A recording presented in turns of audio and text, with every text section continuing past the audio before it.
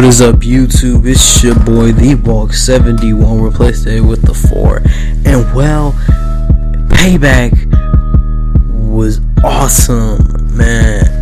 Well, Payback was a good pay-per-view. It looks like WWE stepping up their pay-per-views now, because ever since WrestleMania 30 and above, I mean, the pay-per-view's been good. I guess if you complain a lot like we all have been, with Dane Bryan with being screwed, we get what we want. I mean, because Extreme Rules was good. I loved WrestleMania 30. That's my opinion. And then Payback was good. I mean, last year's Payback was good. It was good, but this one was better than last year's for sure. But so we're gonna start off with the pre-show match, the kickoff match, which was El Torito versus Hornswoggle 2 hair versus mask match. And honestly, this match was boring to me. I mean, I like the spots when Drew McIntyre jumped off the top rope and Jinder Mahal kind of did it but botched at it. I mean, it wasn't better than a WLC. It was definitely not better than a WLC match, but I digress. The match was just terrible. I didn't like it, and it sucks that Hornswoggle got to lose his hair and be bald. So I want to see what he looks like being bald. He probably would look retarded. I mean, not retarded. He looks stupid. And I guess we all knew what's his name, Hornswoggle was gonna lose, because if you take El Torito's mask off, that's his gimmick gone. And then what's the point of having El Torito? So we don't want to have another Hunico, because that's what happened to Buddy. He was the Black Sin Cara. He took off his mask, became Hunico, and we all know what happened to Hunico. He's now Sin Cara. And now the next match was the first match of the night, which was the United States Championship match, which was Cesaro versus Sheamus. And my gosh, the uppercuts in this match was OD. I think Cesaro hit about at least 10 uppercuts on Sheamus. A couple in the corner, the signature Swiss Death, where he throws him up and uppercuts him while he's in like air or coming down. Uppercut him when Sheamus was trying to do like a little springboard move, but Sheamus did get some offense in. The match started off pretty fast. It's like started off like, in WWE 2K14, all the WWE games, when they had like the comeback sequence. When the match started, Sheamus immediately went to his comeback sequence, and he started doing, the little double arm clotheslines. You know what he does. And Cesaro got some offense into the uppercuts. Was OD. He got that in, got a lot of stuff in, but the ending, it was good. It makes sense, but it was still bad at the same time. Like the ending. Okay, well, first, Chicago, my hometown. By the way, I forgot to say, Payback was in my hometown, Chirac, Chicago, but I couldn't go because I had to graduate. If you didn't know, if you follow me on Twitter, Instagram, Facebook, which you should do, I graduated from 8th grade today, and I've been busy, but I was still watching Payback on the WWE Network on my phone. But the crowd in Chicago literally popped for the Cesaro swing, and I don't remember the last time I seen the Cesaro swing on TV. Maybe I just haven't been paying attention to Cesaro's matches, because it's not that he's gotten boring, but when he got put with Paul Heyman, I don't think he should have been with Paul Heyman, because sure, Paul Heyman, I mean, the only reason everybody is like a Paul Heyman person is Brock Lesnar, and because Paul Heyman's only been with Brock Lesnar for so many years, like you can't just like make magic of it, because think about it, everybody else he's represented has either A, quit CM Punk. I'm gonna put it out there, CM Punk, guess now look what CM Punk's doing. Nothing. He's still under contract, but his contract ends next month, and I know he's not gonna sign it. Ryback and Curtis Axel, they're in the tag team, but it's not like it's not like the tag team division is that good anymore. I mean, I like the Usos, but it's not like the tag team division is booming these days. So let's see. Yeah, that's the only people I can remember that he represented, and Brock Lesnar beat The Undertaker. So you can't put Cesaro with Paul Heyman, because Paul Heyman only got all his magic, like all his powers, and I think it only works for Brock Lesnar because he's been with Brock Lesnar for so many years. But the ending of the match was Sheamus went for a small package, got the 1, 2, 3, and the ending it didn't make Cesaro look like he was out, but it still made the match. The ending wasn't bad. Like, I'd rather see like a finisher done than a small package. But then the next match after that was the match card.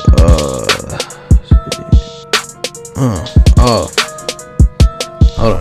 Give me a second. I gotta look up this match card, but I believe.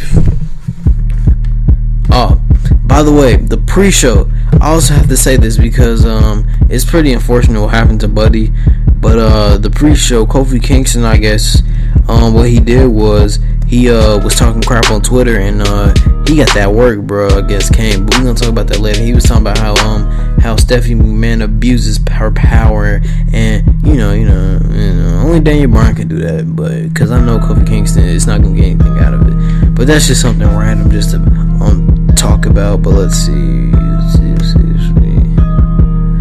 Match card.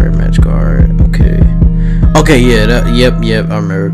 It was Cody Rhodes. It was the Brotherhood versus Axel. And speaking of Axel, I was just talking about him. Yeah, it was.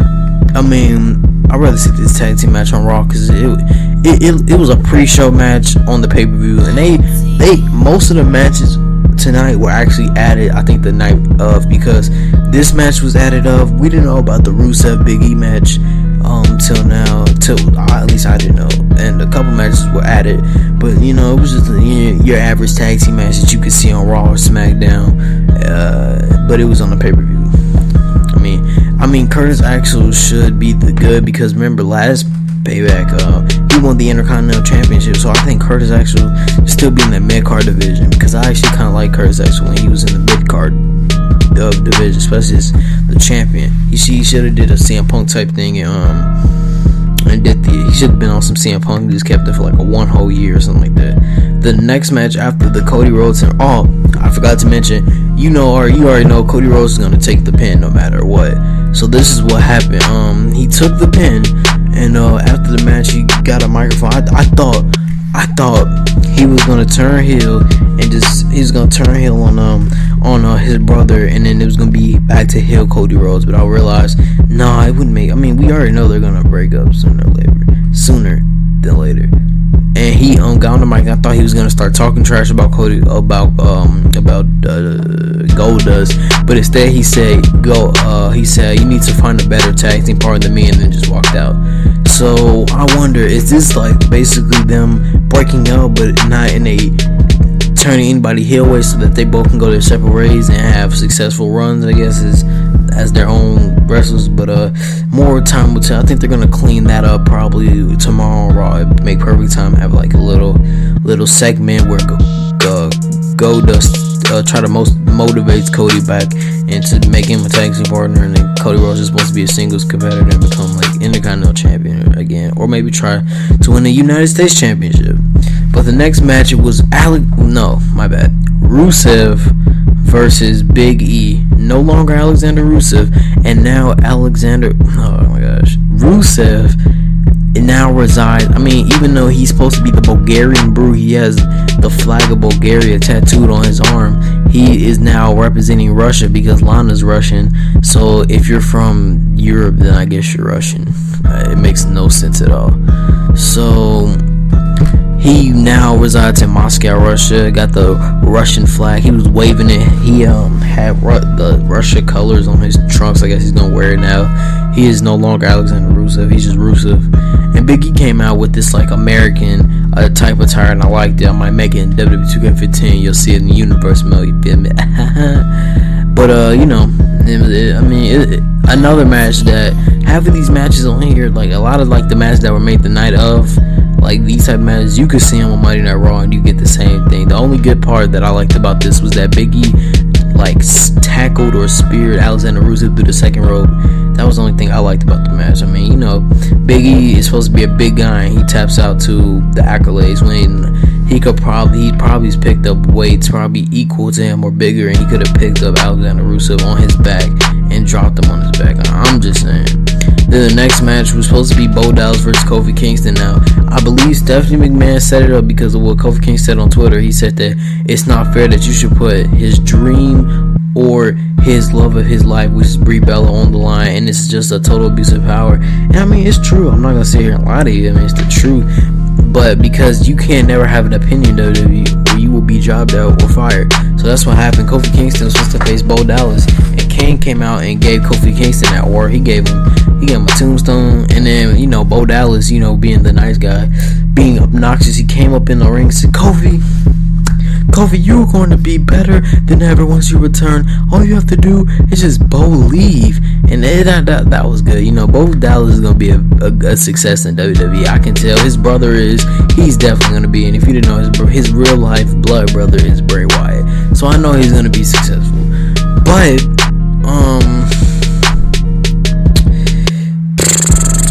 the next match, which is the Intercontinental Championship match, another championship match, but this match you could watch on Raw and probably have the same effects. See, most of these matches, like except for like the final two matches, were like matches like you could see on Monday Night Raw. On it, like most of these matches could probably fill the card up on Monday Night Raw.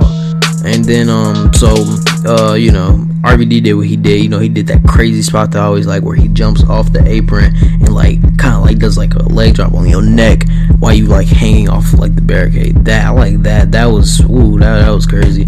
The super kick from RVD was nice. That was nice super kick. But Bad News Barrett was not gonna sit here and let him do that. So Bad News Barrett hit him with the pump handle slam, hit him with the winds of chain. But the ending of this match is when RVD was about to go for a split leg moonsault. Bad News Barrett put his knees up and hit him right in the stomach where it hurt. And he had one thing I liked about it, they did not end the match like everybody thought he would, which is he pull up, you know, the bull hammer and hit you with it 1, 2, 3. No, he ducked it, you know, and he actually tried to hit him with the bull hammer while RVD's head was on the ring post, and he completely hit his whole elbow on the ring post. But it still didn't stop him because after he hit the split leg moonsault, the knees to the stomach or the face, he hit him with the elbow with the bull hammer. I'm gonna call it the Bad News Bull Hammer. Bad News Bull Hammer. Turn up, man. Bad News Bull Hammer. I like the name of that. And then we had and then he hit the 1, 2, 3. He retained the title.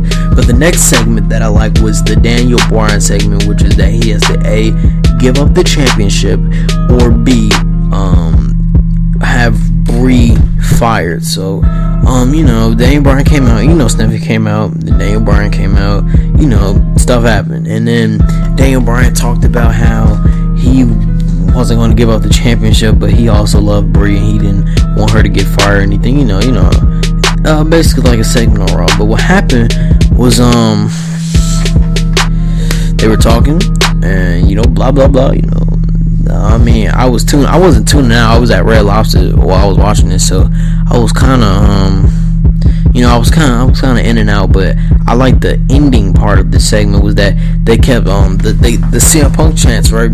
And Stephanie McMahon was shooting fires at CM Punk, and I guess I don't even think she had said they was chanting CM Punk, and she was like, you see, these people don't care about you. They want you to quit just like CM Punk did. I was like, dang, shots fired in his hometown. Y'all could have did that anywhere else.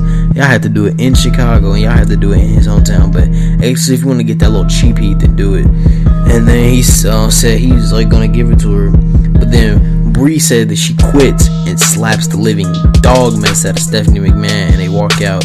Guess what? Stephanie McMahon can't do anything about it because Brie is fired. I mean, Brie quit, but she's gonna get her job back. It's storyline. And plus Daniel Bryan's getting money, so you can just support her.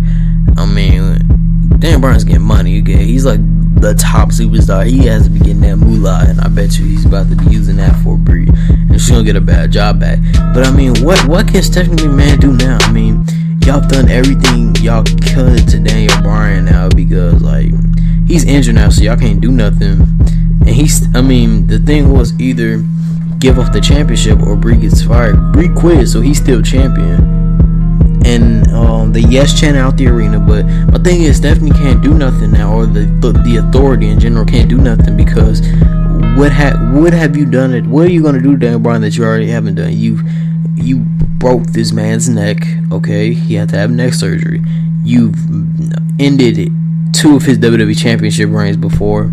It didn't last a day or so. Y'all have done everything y'all could to stop him. I mean, there's nothing else you could do but just sit there and just let his reign happen. I mean, even though he can't, he's probably going to defend it. Next time he's going to defend it, I think, is going to be at SummerSlam. He'll be ready by then. But I mean, he can't give up the title now because guess what? She said the title or Brie, and Brie quit. So that was a smart move. That was a very smart move, and I think Brie's gonna get her job back. I don't know. Maybe Nikki Bella's gonna step in or something, or John Cena's gonna step in because I mean it's kind of family now. But the next match, which was the best, the next two matches were the best matches of the night. Which was the first match was Bray Wyatt versus John Cena in a last man standing match. So Bray Wyatt versus John Cena 3, and I think this match probably ended the rivalry by the way the ending was. But it started out, they started out fast. Like I said, most of the matches kind of started out really fast. Like they were going for their signature move, but like most of the matches started out when it was like in like the middle of the match. He hit the Sister Abigail, he hit the Attitude Adjustment, both got up, and then tables got involved, and Cena got put through a table. But it was a lot of tables. It was a lot of table spots, which is what I love. I love spots of people like going through stuff. Like I'm kind of like a spot monkey. Like anything crazy that happens just makes me go crazy at any time. You feel me? And it was a lot of good spots. There was one part, John Cena jumped off the apron and got hit with the Sister Abigail on the outside. Like what? And it was crazy. It had me going nuts. It was another part where I think it was Jimmy or Jay Uso, one of the two Usos, got on the top rope and did like a whisper in the ring from Jeff Hardy's. Took a page out of Jeff Hardy's book, kinda, and did it on the outside. That had me going nuts. That had me going crazy. But then another part where one Uso went through a table and the other did too by putting the Wyatt family member, the other Eric Rowan and Luke Harper through the tables, which was crazy. But it was one part I did like. It was early in the match and I still liked it. John Cena picked up the stage and just like tossed it at Bray Wyatt, and I thought he was gonna stay. I knew he wasn't gonna stay down. That makes no sense, but it was crazy because like the way Bray Wyatt sold it was crazy. But the ending of the match actually was that they went to like the outside. They went to like where the computers are and the pyrotechnics is, and they like fought. And John Cena was already down, I guess, and he came up, did the Attitude Adjustment, and put Bray Wyatt through like like the little boxes that you carry equipment if you're in a rock band. I don't know what it's called, but he put him through it. Then he took like another box or whatever and put it on top of that so that Bray Wyatt could not get up. And he wasn't the last man standing. He did not survive the 10 count. And well, John Cena won that match. It was a good match. Bray Wyatt and John Cena happened to be putting on some good matches lately. The WrestleMania 30 match was good. The Extreme Rules match was good, and this match was great. But after that, what's next for Bray Wyatt? Because we already know what happens to John Cena. He's the top superstar. He can just walk on Raw every week, and he can still be a part of a pay-per-view.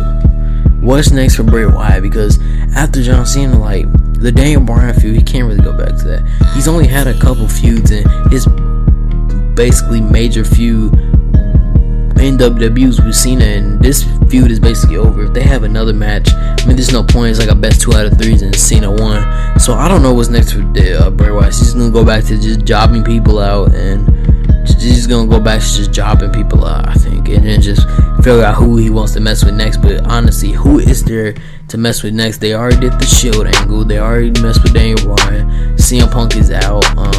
Even though they did that with him too. Cena, like, I don't know what's next for them, because they can't go to the tag team division because they would not have the tag team division at all. Tag team division is kind of dead.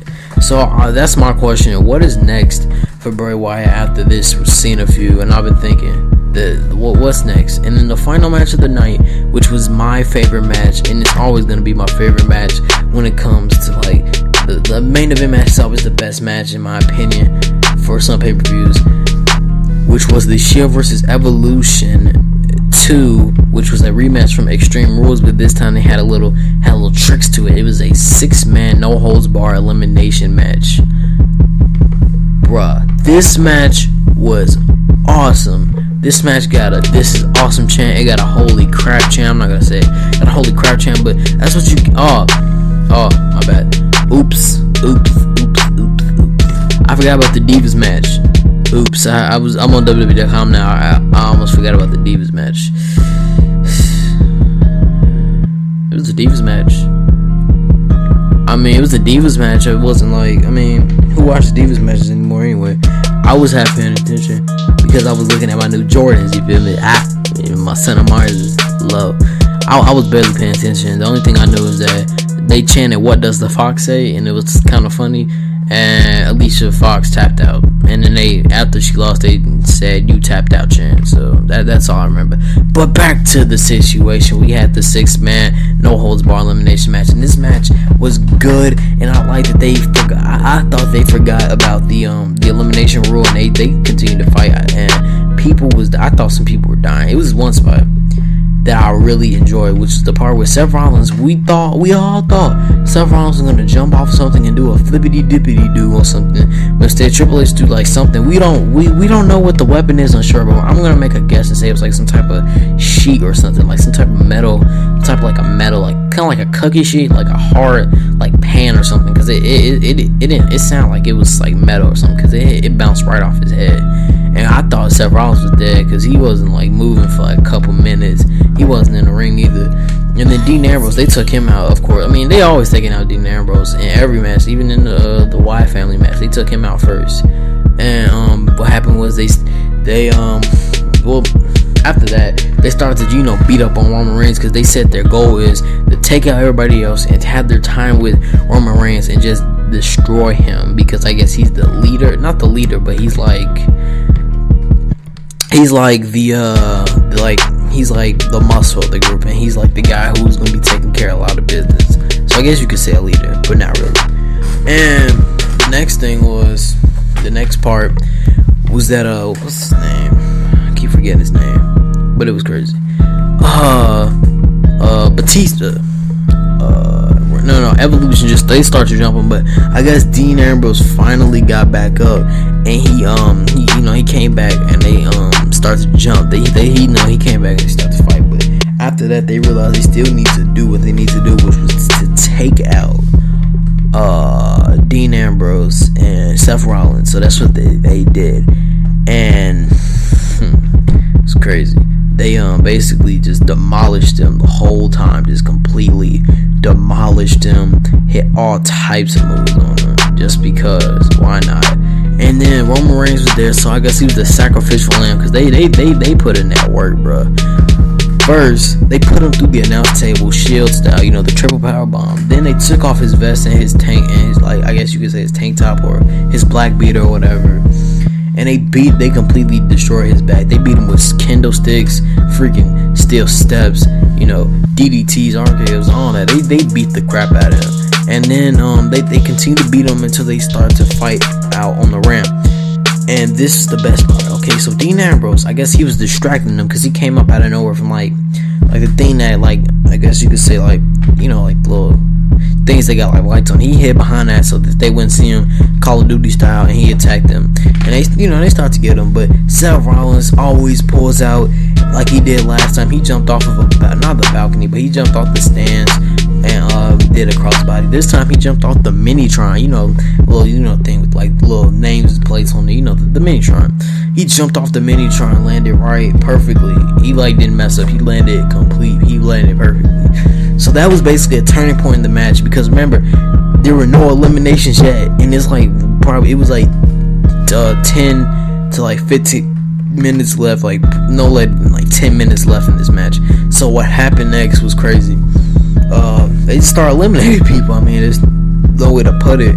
It's Triple H, Seth Rollins was already in the ring, and what happened was Seth Rollins was already in the ring. So what happened was him and Batista got some one-on-one time. And by the way, quick side note, Batista, what are you wearing, bruh? You ain't no NBA player. You can't just be wearing armbands and stuff, looking like a blue Power Ranger. You over there? Okay, I can understand the blue shoes, the blue knee pads, and the blue tights. What? You don't even wear armbands. You wear elbow pads. You don't even. And you look so stupid. Like, I'm sorry, Batista, you look retarded. You look stupid. You look like you did not know what you were doing. Anyway, back to the thing. He that just tripped my mind. He looked really stupid to me. And the next thing that happened was they eliminated Batista. I mean, there's no way to put it. They eliminated Batista. He started to get some one-on-one time in Seth Rollins. He hit the spear on Seth Rollins. Then he wanted to go for the powerbomb with Seth Rollins. Got his move in. hit the 1, 2, 3. And then what happened next was Randy Orton came in, RKO Seth Rollins, and then Dean Ambrose actually. Then Dean Ambrose, not Dean Ambrose, Randy Orton started to attack Roman Reigns and was about to go for the DDT, but the chair shot from what Dean Ambrose did, that sounded very brutal. He hit him like that, bro. And then hit the Bad Deeds, which is the headlock driver that he does, and he hit it on the steel chair, and 1, 2, 3. Dean Ambrose eliminated, so it was down to Triple H, but that didn't stop that didn't stop Batista, because he ended up spearing Roman Reigns, and then Randy Orton passed Triple H the hammer, and he actually hit Dean Ambrose clean with it, because Dean Ambrose was out. He was out, and then what happened was he was about to hit Roman Reigns with it, but Seth Rollins came up with the flying knee from the top rope, hit him right there, right into a spear, 1, 2, 3, and the Shield reigned victorious over Evolution once again in an incredible match. It was a great match to remember, and what's funny is everybody kept saying CM Punk is rumored to be returning here at Payback, and because it's his hometown, I don't think CM Punk's ever. He said he's retired. I guess he's saying he's retired so people don't call him a quitter, because he technically quit wrestling, which is why would you quit wrestling? Like, come on, bro. Anyway, good pay-per-view. I give it about a 4 out of 5. The only thing that pissed me off was some of the match qualities, but the most like the final matches was like good matches, but some of the matches remind me of like a match that you could watch on Raw tomorrow, and it'd be like, I'm not gonna say tomorrow because this might be up on Monday or Sunday, it doesn't not matter, but something you could watch on Raw and like just, it'd be on there or something like that, average matches. But it was a good pay-per-view. It did not bore me. It entertained me like they said they would, and it was good. It was awesome. So far, WWE has not had a bad pay-per-view since WrestleMania. A pay-per-view that's like terrible, like Extreme, like Royal Rumble, and what's the pay-per-view? Elimination Chamber. So far, so good. Let's hope Money in the Bank doesn't suck, because Money in the Bank is usually good because everybody loves Money in the Bank matches. And but this year it might suck because it's only one Money in the Bank match, because it's only one major championship, unless they have like an Intercontinental Champion. No, they're not gonna do that. But guys, you know what to do. I'm gonna stop rambling. I'm gonna talk about that in the Money in the Bank review next month. Well, on the 29th. So anyways, you know what to do. Like, comment, favorite, subscribe, do support me, support you. Follow me on all my social media sites. Facebook, Twitter, Instagram, Twitch, all that. I'm also on Hitbox now. I'm gonna be live streaming on there pretty soon. I said that before about Twitch, but I'm gonna be live streaming. So the Hitbox thing, if you haven't heard about it, it's a new indie live streaming services. So you know what to do. Anyway, guys, I'm out. Peace. Watch Dogs. I'm gonna be bringing this in, man. I'm just having some problems with it. I've been like trying to do gameplays and stuff, and it's just been slow. So I'll figure out what I'm gonna do with that, and I'll get you some next gen gameplay very soon. I haven't had any. I'm trying to head it towards UFC. So if you go a couple more weeks, I actually played the UFC demo. Put that on there to quench your thirst. Give you a couple water, you thirsty people. Anyway, guys, I'm out. Peace. Good night. Well, not good night, but if you're watching this tonight, that makes no sense. Just peace.